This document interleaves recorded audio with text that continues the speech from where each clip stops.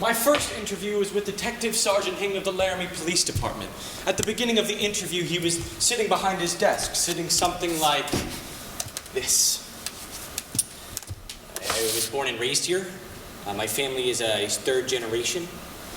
My grandparents moved here in the early 1900s. We've had basically my daughter makes it fourth generation. Quite a while. It's a good place to live. Good people, lots of space. And now all the towns in southern Wyoming are laid out in space because of the railroad that came through.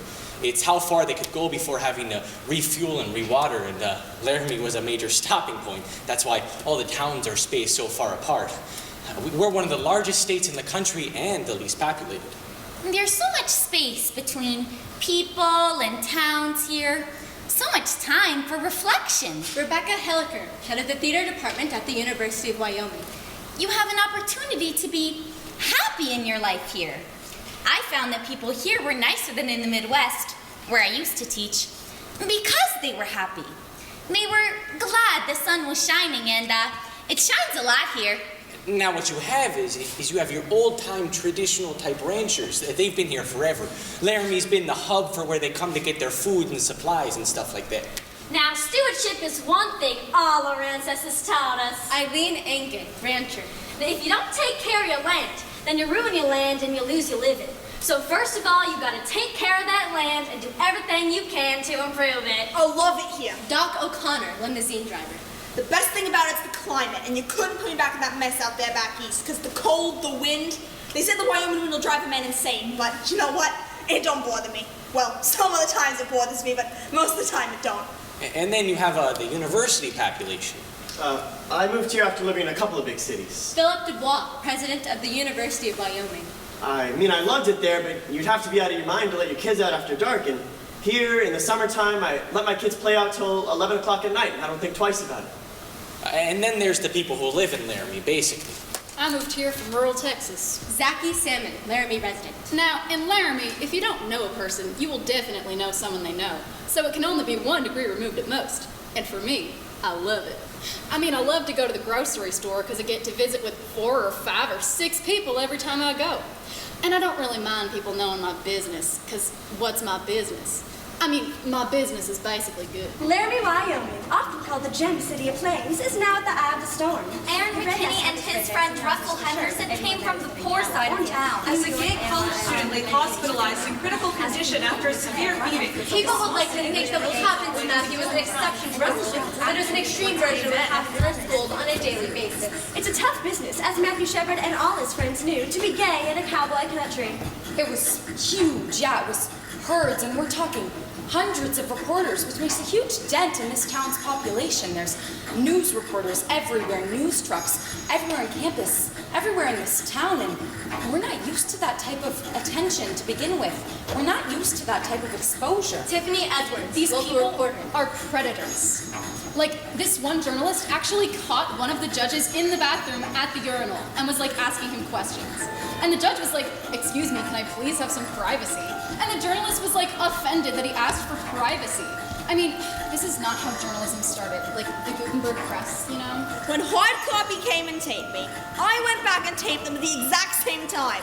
I have everyone I ever said on tape, so if they ever do anything funny, they better watch their fucking ass. Wyoming Governor Jim Geringer, a first-year Republican up for re-election. I am outraged and sickened by the heinous crime committed on Matthew Shepard. I extend my most heartfelt sympathies to the family. Governor, you haven't pushed hate crime legislation in the past. I would like to urge the people of Wyoming against overreacting in a way that gives one group special rights over others. We will wait and see if the vicious beating and torture of Mr. Shepard was motivated by hate. The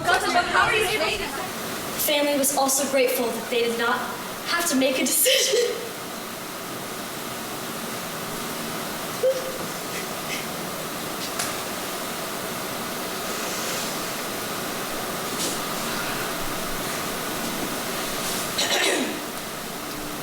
Make a decision regarding whether or not to continue life support for their son. Like a good son, he was caring until the end and removed guilt or stress from the family.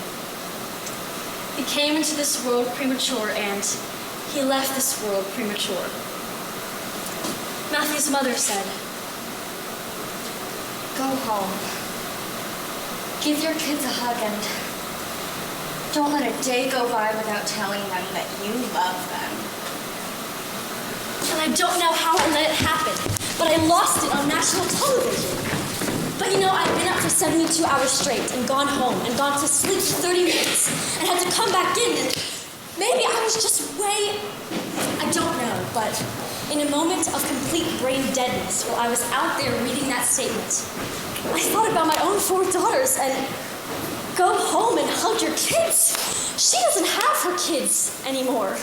I think that's the focus that the university has taken, is that we have a lot of work to do, that we have an obligation to find ways to reach our students. And the question is, how do we move? How do we reach a whole state where there is some really deep-seated hostility towards gays? How do you do that? This is just the beginning. And guess who's auditioning for the lead role? My parents! Jedediah Schultz. So my parents were like, so what plays are you doing this year? And I'm like, Angels in America. And I told them the whole list of plays. And they go, Angels in America? Is that play you did in high school? That scene you did in high school? And I go, yeah. And they go, so are you gonna audition for it? And I go, yeah. And we get in this huge argument. And the best thing I had on them is that it was just after they'd seen me in a performance of Macbeth, and on stage, like, I murdered, like, a little kid and Lady Macduff and these 2 other guys. And she goes, you know, homosexuality is a sin. She kept saying that. And I go, Mom, I just played a murderer tonight. You didn't seem to have a problem with that. I tell you, I had never prepared this much for an audition in my life. Never, ever. Not even close.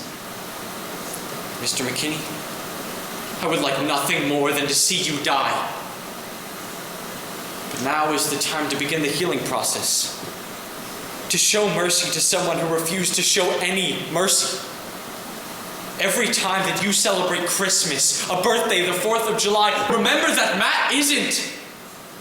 Every time that you wake up in your cell, remember that you had the opportunity and the ability to stop your actions that night.